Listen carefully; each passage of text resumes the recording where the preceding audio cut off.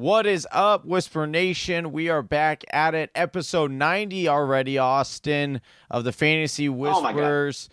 Joined by Austin Sear and Johnny Game Time Hicks here. We're doing Week 11 game previews on this episode of the Fantasy Whispers. Yes, we're back again. Hey, let's pump up the volume.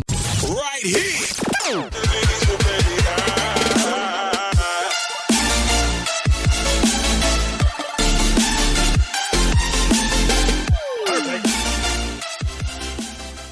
What is good? Welcome back. Welcome, Austin, to the show as the co-host, taking over Big Travy's spot for the night.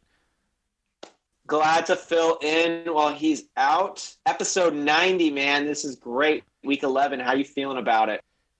I wish I could say I'm feeling better about the show, but certainly not about my fantasy teams. It has been a rough year, but yeah, I how are you doing in your leagues? Are you doing all right? You hanging in there? Oh my God, I'm hanging in just barely in our major league of record with that. It's one of those. I love my team. It's all in a good spot. You're just like, come on, Saquon Barkley, what's going on? Odell Beckham, please just do me some favors once. But that is the game that we're playing here. There's other things to find joy in. I've been forced to find joy in other things. Doesn't that but successful suck? nonetheless. That's the worst. Like, that is the ultimate worst, when you're seeing the joy of other people and you know you're normally there, or you're in the thick of it. You have those same emotions, and when you aren't, when you are no longer in that excitement, it definitely brings a soreness for sure. It feels like you're walking down a cold, snowy street with a holy jacket, and you're just shivering, and you look over at the nice home, and the light is coming out from the candles and the dining room table, and grandma's putting the turkey down, and you're just like, I'm so hungry. And there's a loving family around, and they love each other. And you're just sitting there thinking about how your whole family is gone now, and where's your home? And you remember what it was like to have a home, but now you're cold on the street looking through other people's windows. That is that pretty much sums up what it feels like. So if you have never played fantasy football and you just stumbled upon this page, that is exactly what the feeling is like if you get eliminated from the playoffs or on the outside trying to scrape your way in. That was about as descriptive as you could possibly get, and about as accurate as you could possibly get. Well done, Austin. Here. Happy holidays. Happy holidays, exactly. All right, well, if you enjoyed that and you made it this far, please hit that like and subscribe button. Hit the bell. You get notifications anytime that we do a show. We release a YouTube show. Austin Sear has a couple of them here on our channel as well. He's got the 2-minute drill, which just got released yesterday or last night, as well as he puts together a Whisperspective that gets released on Saturdays. Which are usually storylines within the NFL. It's quite interesting and a lot of fun. So certainly make sure, like I said, you like and subscribe to this channel. That way you can get that content as well as our content. I almost said Travis because we're missing him here, but Austin. We are missing. Yeah. You ready to get into this show? Get a little news and notes going, and then dive into these top matchups we have here. Oh, I am. And those news and notes, they are brought to you by Fanatic. That is FANATIQ, where fantasy meets IQ. Fanatic has done some amazing work to their app this offseason, including adding articles, podcast episodes, player stats, and beat writer updates all within their app. So head on over to your app store on your Apple device. Download today. Certainly. Awesome. We got a lot of news that happened. There was quite a few injuries this last week. Yeah. We'll just talk through them, talk WhisperNation through them, say whether it's a big deal or not. Feel free to lean into these as well. Certainly a lot of it today. Yeah, let's jump into those. Colts head coach Frank Reich said that quarterback Kobe Brissett will be a full participant in practice and will return to action Sunday versus Jacksonville. Johnny, he's going to be back. Is he going to be back 100%? What does this do to pieces like Marlon Mack? Or T.Y. Hilton's going to be out, so Pascal or any of those other options? Yeah, I mean, it's good for Pascal, certainly. Jacoby Brissett probably isn't going to be close to 100% here, right? He got his a little bit in his knee bent in the wrong direction. These are football players. They want to get out there. They want to play. But, it's Jacoby Brissett. Temper your expectations here. He could have better days in the future, but it sounded like it was like a MCL sprain or something like that. So always be cautious to those. MCL sprain suffered by Falcons tight end Austin Hooper is expecting to sideline him about a month. Yeah, it's not great news over here. He's having a great year. We know the state of the Falcons. Desperate, bad state. It's a failed state this year. Is he coming back at all if they go 1-3, 0-4? I mean, why at that point? Why would you? There's no point in bringing him back. He's been one of the most reliable weapons for Matt Ryan. My question for you: do you think this downgrades Matt Ryan? I mean, there's got to be that's his number one target or most consistent target, I should say.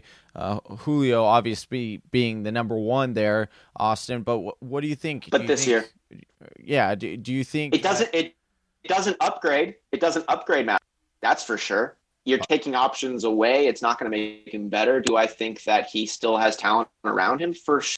Calvin Ridley, Julio Jones, Brian Hill's not a bad replacement over there. But this isn't my line. I heard it from somebody. I don't know who to give the credit to. But like the Atlanta Falcons were a team built to sell tickets. This is not a team that was built with a strong foundation inside out. And when they lose a little bit of their shine, they stop being as successful as they once were. And I think that it's on a very tight balancing line. And Austin Hooper going down, losing one of these options, having the ankle that's still messed up for Matt Ryan. This is kind of a can it year for the Falcons that I think. And yeah, you're still starting some of the guys, but it's not the same as it was right now. Definitely agree with you there. All right. Tyler Lockett had a concern concerning the leg at that Monday night game. Looks like he's going to be okay. Seahawks owner Jody Allen, she provided her plane for Lockett to fly back. It looks like he's going to be able to play. It looks like it was a really bad bruise. Just had some unusual swelling. Yeah, this was really crazy. So I was kind of looking into this, Austin, and what was happening was his leg was swollen, and it tends to put pressure on the nerves. And so depending on how much that swelling either decreases or can actually increase, it could be really, really serious and life-threatening, actually, which is kind of insane. So they were that was why the whole Pete Carroll came out and said, well, it depends on what the swelling is like, will depend on the severity of his injury. So it's sounding like this is good news since he was dispatched or, let go out of the hospital. So this is definitely certain, it could have been really, really bad. People were thinking maybe he broke his leg or something like that. So hopefully Tyler Lockett is back. They have a bye week this next week, so it gives them a little bit extra time to heal for sure. Looks like he's going to be okay. James Conner, he said he's good to go for Thursday Night Football against the Browns. You feel confident in James Conner this week? Yeah, if anyone should be feeling more confident than James Conner owners, I'm not sure who that is at this point. I mean, we'll talk about it. Samuels came in, as a relief last week because Conner sat out, and he didn't do anything with those carries. He did not look good. He has not looked really good this year with the carries that he has been given. So it certainly bodes well for James Conner owners, knowing that Samuels, who everyone was kind of feeling like was breathing down James Conner's neck, he hasn't been performing that well, and it's looking like he's more of like a scat back kind of thing as opposed to a workhorse running back like James Conner. Sticking with the running backs, 49ers running back Matt Breida aggravated a low ankle sprain, and while he was sent out the results for a second opinion, it sounds like he's only going to miss a week or two. Matt Breida doesn't really miss a lot of time anyways. Yeah, this guy is like, I won't be surprised. Yeah, on Saturday we get a notification saying, oh, actually, Matt Breida is going to give it a go because this guy is just an animal consistently playing in games, never wants to be ruled out. But they're saying 2 weeks, so Raheem Mostert becomes a nice little flex option if you need. There are some teams on a bye this week, so if you're needing a flex running back, you could do a lot worse than Mostert. Yes, you could. Ty Johnson suffering a concussion last week. He's sidelined on Wednesday. He's probably not playing this week. No, they're kind of ruling him out, and so you have J.D. McKissick looking like a decent option as well. If you have another, or if you need another flyer at the running back position, he had a nice week this past weekend, so he would be a nice flex option this weekend. Shanahan said tight end. Shanahan to the 49ers said that tight end George Kittle and kicker Robbie Gould would be on a similar plan this week as last week. In other words, wait and see. Yeah, and actually it came out a little bit later that George Kittle actually did get ruled out for this game already, which is good for fantasy owners. At least we get a little bit of extra time to go out there. We're not scrambling on a Saturday night, late at a really good friend's bachelor party where you're half drunk, and you have to go through fantasy stats and try to figure out a player to play on Sunday. Isn't that always fun? Yeah. Isn't that fun being drunk Saturday night before a game and being like, oh shit, I gotta do my fantasy, and you're like, yeah, this is a good start. I'm gonna go ahead and start the Redskins defense against the Dolphins for sure. Yeah, not fun. So this is nice. It's way early. We get plenty of time to go through and check and see who we want to start there. So that's good. So George Kittle, it's looking like he might have actually sprained that. Maybe sprained his knee a couple of weeks ago against Arizona. Hopefully he is back sooner rather than later. Definitely will need it for Jimmy G and for those players who have George Kittle heading into the playoffs. For sure. And last one here, 49ers coach Kyle Shanahan says that wide receiver Emmanuel Sanders has a rib injury. Consider day-to-day, be a game-time. Yeah, so if Emmanuel Sanders can't give it a go, Austin, Debo Samuel,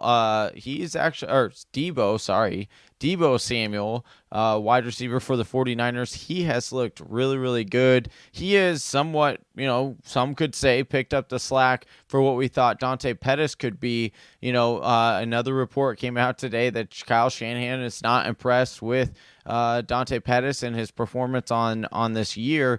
And, I'm not surprised, or I'm not impressed either. I was going to go down with that ship.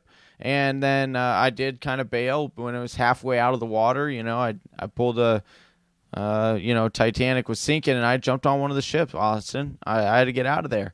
I was going down too fast. That's what you got to do sometimes. Well, that's it for our news and notes. Be sure to like and subscribe to the show if you have not already. Johnny, you get ready to get into the top 5 games for week 11. Yes, I am. And if you made it this far, please like and subscribe to our channel. We would greatly appreciate it.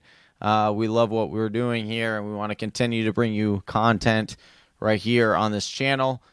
All right, Austin, let's let them remind them that these 4 teams are on a bye. We got the New York Giants, Green Bay Packers, Seattle Seahawks, and Tennessee Titans. Do not start any of those players. You will get a 0. That much I can definitely predict. That much you can't. But some of the starting then with the guys that we do have: Pittsburgh Steelers at Cleveland Browns, over under 41.5. Cleveland is favored by 3 in this. That's an interesting one there. I'm not hating it. You're going to be starting James Conner, like we talked about in here. But tell us what else you're thinking over there on the Steelers side. Yeah, if I'm having to, I'm going to try to sit Juju, which is crazy, and it's hard to think that you would be sitting Juju, a guy who was drafted in the 2nd round, but unfortunately they are not being able to get the ball to him consistently. There, you definitely don't want to have to rely on a big game from Juju. Vance McDonald, another guy who we were high on coming into this season, I would also recommend benching him as well. Just you're not liking what you're seeing from Rudolph over there. He's not looking like he can be the guy who can push the ball down the field consistently. And also, like I had said earlier, Jalen Samuel's stat line for last Sunday was 14 carries for 29 yards, 3 receptions for 11 yards. With that included, based on what he did last Sunday, that brings his total average up. Believe it or not, it brought it up from 2.1 to 2.2 yards per carry. This is beyond terrible. Yeah, so you are definitely not wanting to start Jalen Samuels as a flex spot if you are thinking that maybe you have him. Nothing, not disagreeing with you on any of those points. All I'll say about is benching Juju Smith-Schuster means you probably have a very good set of wide receivers in your lineup. Good for you. From somebody who's going to be starting a Tyler Boyd this week, I would love to be starting a Juju Smith-Schuster, but yeah, it is what it is, right? Yeah. Definitely not that consistent of a player that you're hoping. Switching over here now to the Browns. What's your major points on the Browns situation against the Steelers? So the major thing, Pittsburgh Steelers have a really, really good defense. Since they made the trade with the Miami Dolphins, that whole entire team has turned it around on the defensive side. But Minka Fitzpatrick, cornerback. Yeah, exactly. Was a big, big acquisition for them. But I want to say, you can get away with starting Kareem Hunt as a flex option this week. What he did last weekend, he had 11 carries for 74 yards in his first game back.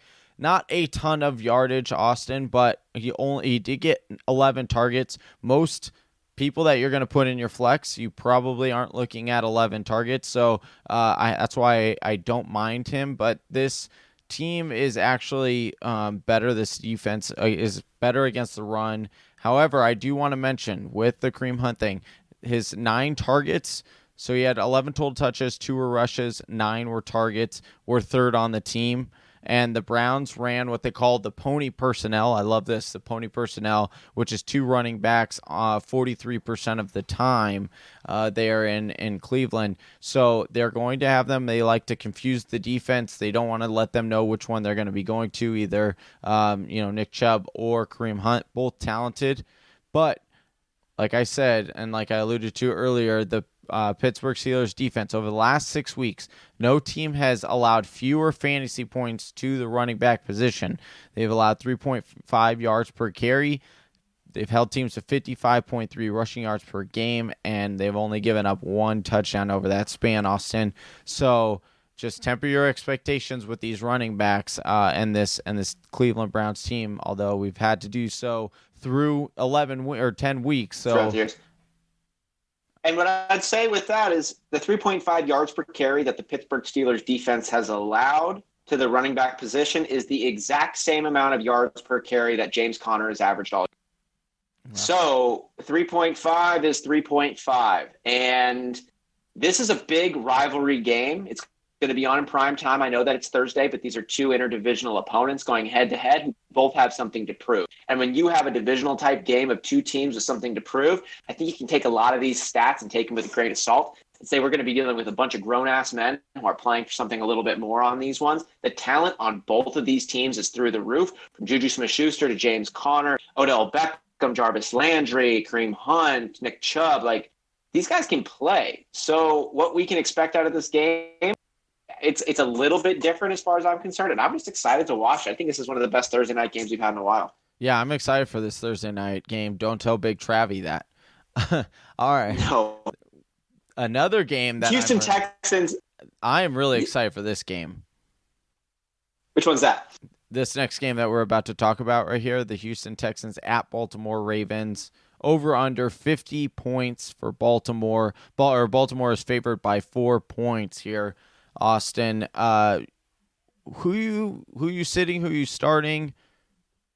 What's it looking like for you? For me in this game, I think that both of these defenses should be better, and maybe that's just because I'm holding on to the Houston Texans defense of years past or the Baltimore Ravens defense of years past. Ray Lewis is gone. J.J. Watt is not here right now. Jadeveon Clowney is not here anymore, and I'm looking at both of these teams, expecting them to be defensive forces and saying that this is actually probably going to be a shootout. This is probably going to be a really high-scoring game with anybody having a chance to score. So for me, I don't see any outstanding sits for either teams. But sticking with if you got them and you really want to roll them out, go for it as far as I'm concerned. I don't know why you would bench somebody in this matchup that you really wouldn't bench in another matchup. Yeah, no, I agree. I think that there are some, below average starts, but you might have to start them considering which teams are on a bye this week and what you have on your roster. But from Texans side, right? You got Carlos Hyde. We get a lot of questions about Carlos Hyde. He is 10th in the league right now in rushing yards per game. Carlos Hyde of all players, and I'll be the first one to admit I was completely shocked because this guy looked terrible last year. He was terrible last year, and his numbers weren't the best, but he's found some kind of resurgence there in Houston. And Baltimore's run defense isn't the greatest as well, so they can give up yards on the ground.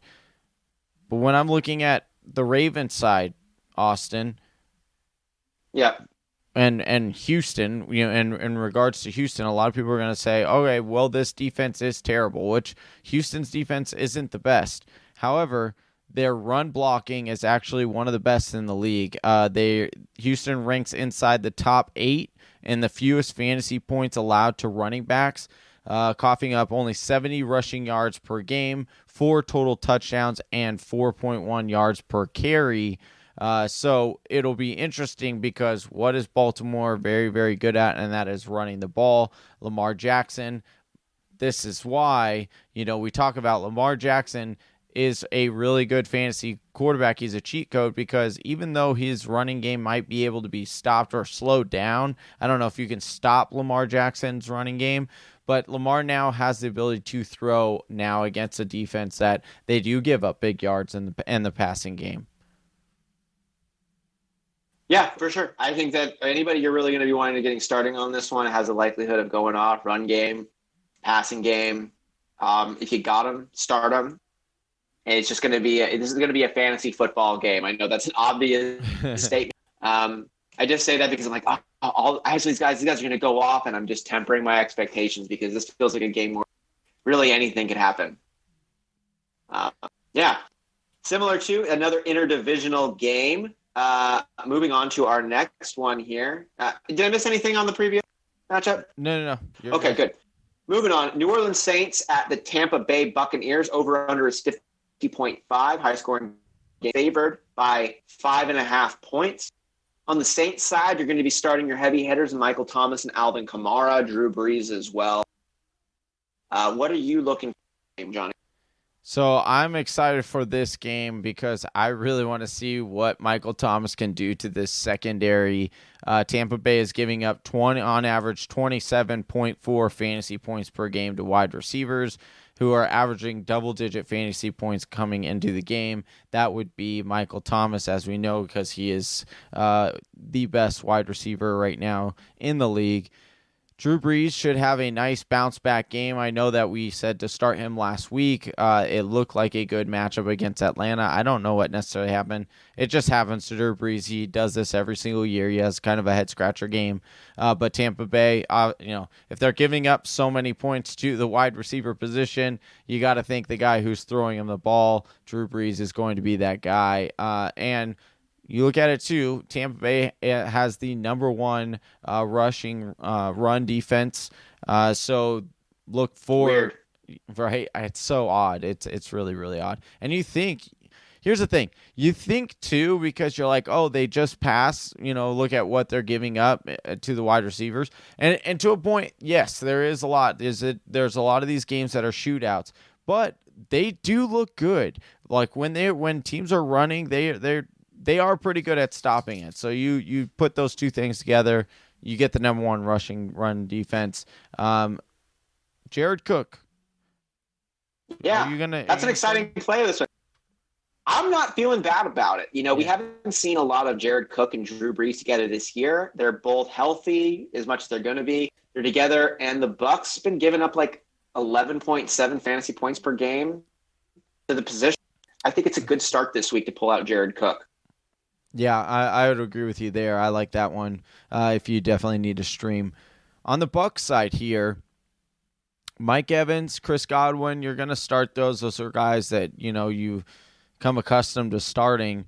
But this defense has been pretty good, Austin. The Saints defense has been pretty good, especially against the run. Saints have a top 5 run defense. We just talked about Tampa Bay's number 1. The Saints don't follow that very or they follow it pretty closely with the number 5. They're giving up on average 3.8 yards per carry, 98 total yards per game, and 4 total touchdowns, second fewest fantasy points to running backs.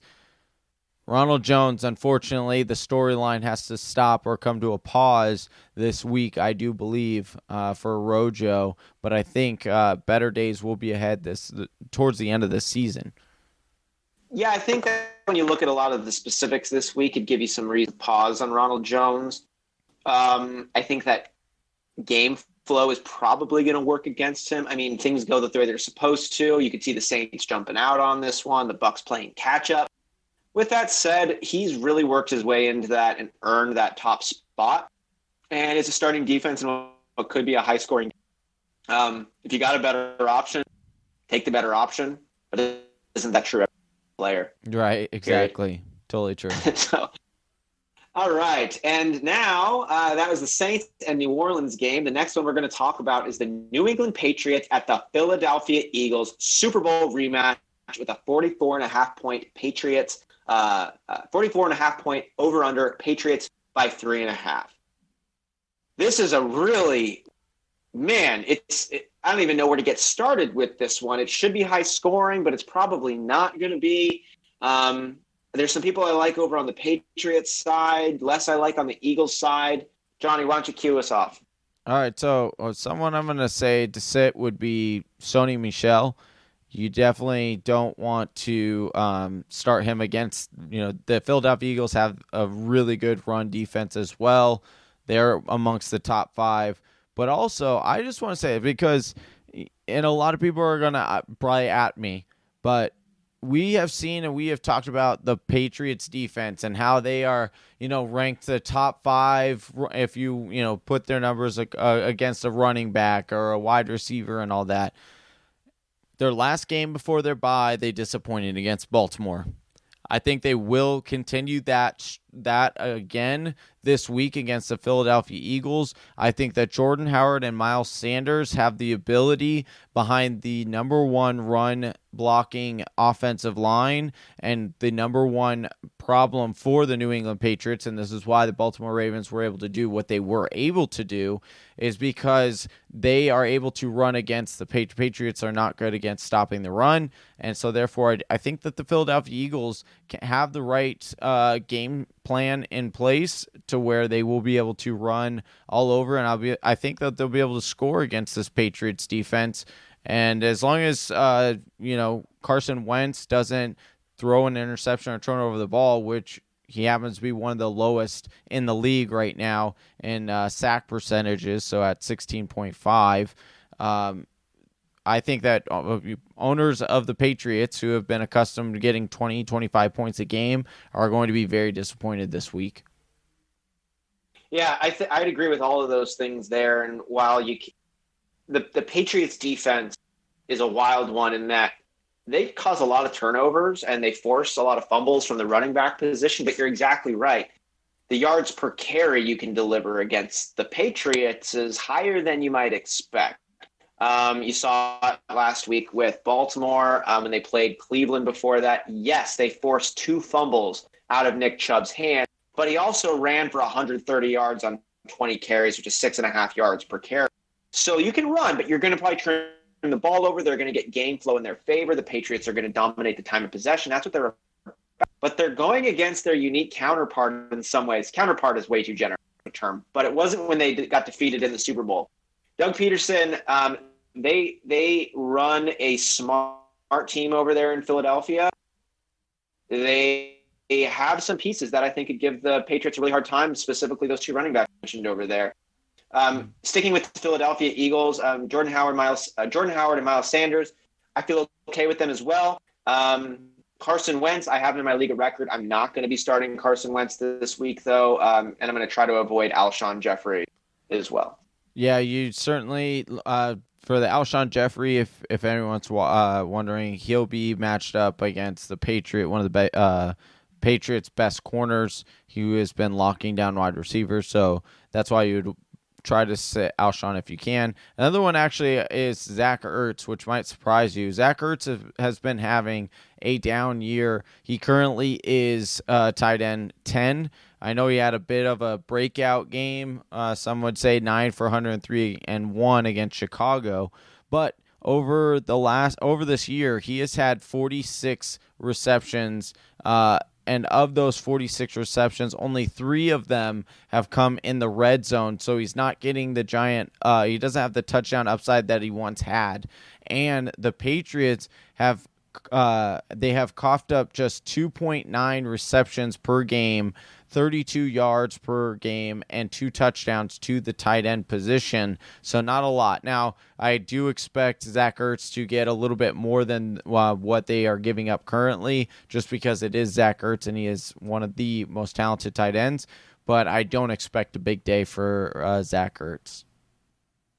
No, and you're not surprised, right, if he ends up catching a big pass. I think he's going to still get some targets. Yeah. They're going to game plan for Zach. They're going to game plan for Zach Ertz. We know that, but they also got to throw the ball somewhere. Right, exactly. So we'll see where it's probably going to be. It's probably going to be to Nelson Aguilar, someone nobody's starting. Yeah, the guy who catches like his second pass all year. Right. The last game we're talking about here is Kansas City Chiefs at the LA Chargers. It's a 52.5-point over/under. KC is favored by 3.5. We're starting Patrick Mahomes, Tyreek Hill, Travis Kelce, no doubt. LaShawn McCoy, you're fading him until we see something different. What else on the Chiefs side of the ball should we be keeping an eye out for? So I would be sitting Sammy Watkins if I can. He has done absolutely nothing since week 1 when he had his entire year. Week 1 hasn't done anything. The interesting thing was Pat Mahomes had 446 yards passing and 3 touchdowns in his first game back. Talk about shaking the rust off a little bit there, Austin. But what I do want to say is Mecole Hardman becomes a crazy dart throw to me. Someone where if you are desperate and you need a win and it's not looking like you are going to have a chance to win, you're the underdog here. I wouldn't mind throwing out Mecole Hardman, which sounds absurd, but he has seen an increased role in the offensive snaps over the last 3 games, or last 3 weeks. Sunday, he had 22%, which was the highest. 2 weeks ago, he had 18%, and then 3 weeks ago, he had 15%. So his role is steadily climbing since Tyreek Hill came back. And then you also look at that and say, well, if he's not playing a whole significant amount, is he getting a lot of targets? And the answer is no, he's not getting a lot of targets either. But on average, he's turning his low amount of targets into long bombs. He's caught 5 of his 6 targets, and he's caught taken 3 of those for touchdowns. So in the last couple of games, the last 4 games. So he certainly has that tremendously high upside. In a couple of years, Austin. Are you going to start Mecole Hardman? Are you going to start Mecole Hardman over Sammy Watkins, though? If you have, yes, I would start Mecole Hardman over Sammy Watkins, and I would feel more comfortable with it 100%. Yeah. I would disagree. I would rather start Sammy Watkins than start Mecole Hardman. All right, dude. Let's get a whisper wager here. We got a whisper wager. You down? Whisper wager. I'm down. All right. We never know what the punishment or what the deal is, but we always just say it's a whisper wager. So sooner or later, we will figure this out. Right now, it's just it pat might be on the back, and it might be death. And it might. Right now, it's just bragging rights. Like a good little text and be like, "Yeah, I told you so." But we'll figure something out. All right. We're pushing. I'm going to push for the I'd be shocked if. No, I'm getting I your know. ass. I'm You getting do your wanna ass get shocked with a taser next. or that. the good old shocker pen. At least that, Well, it's going to be a wheel. Whisper Nation, stay tuned to the I'd be shocked if segment coming next year. We're saying it. We're speaking it into existence. Okay, so we're gonna speaking of shocked, the Bolts on the other side. That's who Kansas City is going up against. The Chargers. Melvin Gordon, he's looking like he's getting back to form. Austin Eckler, Hunter Henry, you're also starting. Austin, you want to talk about Keenan Allen and what you think about Keenan Allen here? Yeah, I mean, he snagged 8 of his 11 passes thrown his way and tallied 68 yards receiving last week, but he failed to find the end zone for the 7th straight week. With that said, we see this kind of stuff going on with Keenan Allen. In my opinion, he goes on these hot streaks. He goes on these weird downward benders. Yeah, I don't think you're ever benching Keenan Allen. You just got to be aware that he's not going to give you what you want on a basis. I'll tell you what, he's not going to get you what you want on a weekly basis, but there are weeks, and when he goes off, you love it in your lineup because he will win you the week. That's what he does. He just puts together 3 straight weeks of just 28, 29 points that just completely win you your week, and it's great. I'm also a big fan of Big Mike Williams on here just because he and Leonard Fournette are the two people, if you look at the metrics, who have scored the outlier in terms of least amount of touchdowns for what they should be scoring. Based on their opportunity, based on what they've been able to do, Big Mike Williams should have more touchdowns. And historically, he's been only a touchdown kind of guy. He's doing okay on the yards here, but the touchdowns are no. I think it's a similar thing to Julio Jones last year. It's just like a matter of time. I don't think it's an intentional thing. I just think it's a weird thing based on the limited sample size that the game of football presents to you. Yeah. I'd be starting Big Mike Williams here too. All right. So now we are going to jump into a quick 4-minute drill here. So quick sit starts. There's going to be no reasoning behind it. It's just sit, start, flex, whatever you want to do. All right, Austin? First game we're going to talk about here, Arizona Cardinals at San Francisco 49ers, over under 45.5. San Francisco is favored by 11.5 points, which is insane considering we just lost to them by 3 points just last week, and they do not have George Kittle. Might have to place a little wager on this one, but Kyler Murray, he had a good game last time. Are you starting? I'm going to start him. Yeah, I would start him as well. David Johnson, not looking too good. Starting, flexing. Benched him. Yeah, sitting. Agreed. Kenyon Drake. Flex. I would flex him as well. He's getting the touch. He's looking good. Larry Fitzgerald, not the spring chicken that we once knew over here, but still putting up some numbers. Although I know I'd sit him unless I'd sit him. I'd like to sit him. I do too. Although a part of me would love it if he could score on Richard Sherman just to give Richard Sherman yeah. All right, Christian Kirk, 3 touchdowns. Too exciting to bench for me. Yeah. Too exciting. And he has that ability to take one to the house on any given play. All right, on the other side, Jimmy G, flex play or spot start if you need. Spot start him if you're looking at the waivers, if you're dealing with some of the injuries, if you're dealing with some of the buys or whatever. But Jimmy G's got some depleted weapons over there. That's giving me pause. Yeah. Tevin Coleman must start with the Burrito news. Deebo Samuel, we talked about him earlier in the show. I would flex him. Okay. Mm-hmm. And depending on Emmanuel Sanders. Yeah, if Emmanuel Sanders goes, I would start him. I think he's a wide receiver too if he goes. Yeah. Okay. And they're saying, Patrick Peterson should be out of this game. Not that it mattered because Emmanuel Sanders torched Patrick Peterson last time that they played. All right, next game we're going to jump in here real quick. Jacksonville Jaguars at Indianapolis Colts, over under 43.5. Indianapolis is favored by 3. BDN, Nick Foles, you starting him if you need to, or... Let me see what he's got this week before I put him in my life. All right, so you get maybe one more than one pass before he goes out. Yeah. All right, Leonard Fournette, he's become a must start. He's been tearing up the league. Yep. Hopefully he'll score a touchdown this week. D.D. Westbrook, if he comes back, are you starting him? He looked to have a good rapport there with Nick Foles. If I had to, I would, but similarly to Nick Foles, until I see what it's about, I'm not comfortable with that. If I have to, I have to. I'm not comfortable until I see a little bit. All right. DJ Shark, looking like a good wide receiver this year. Same thing. Okay. On the flip side, Jacoby Brissett, if he is able to go, which is looking like he's trending that way, are you going to play him?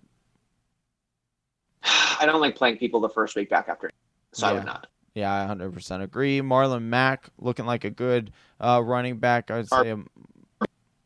Sorry? I think that he's just a very decent RB2 every week, no matter what. So 100%. Zach Pascal lit the world on fire 2 weeks ago and then came back down to earth hard last week. I would not feel confident about. Yeah, Zach me neither. Eric Ebron or Jack Doyle. You prefer either one? You starting both if you need to. Tight end landscape is pretty nasty. Put the dice in the cup, roll it. Shake them dice and roll them. All right. Speaking of shaking the dice and rolling them, we got under the radar plays or over the radar fades. I don't know if that makes any sense, but I just said it. I'm picking up what you're putting down, man. Who is your under the radar play this week? All right, my under the radar play this week is Brian Hill. We're probably going to get a lot of questions about Brian Hill because a lot of people probably just picked him up off of waivers. If you have gotten the chance to get him off of waivers, so I would play them. I would play him. They play the Panthers, and their run defense has been one of the most generous in the league. They are statistically the third worst in the NFL, and Hill should have about 20 to 23 touches in this game. Therefore, touches turns to opportunities, and opportunities produce you fantasy points. So I want those fantasy points. So give me Brian Hill. How about you, Austin? Do you have a play for this week? Yeah, speaking of those targets, I like Tyler Boyd this week. And I mentioned before he's on my team. He is, and I'm pulling for this to be true. He's averaged 10 targets per. AJ Green is not coming back this week. I don't think he's coming back all season. I think that Tyler Boyd is going to keep those targets up. It's just, can he make it click? I think this is the week where he does. How about your fade? What's a popular name that you're fading on, Johnny? So my popular fade, unfortunately, I love him, but I got to do it this week. Kenny G is a fade for me.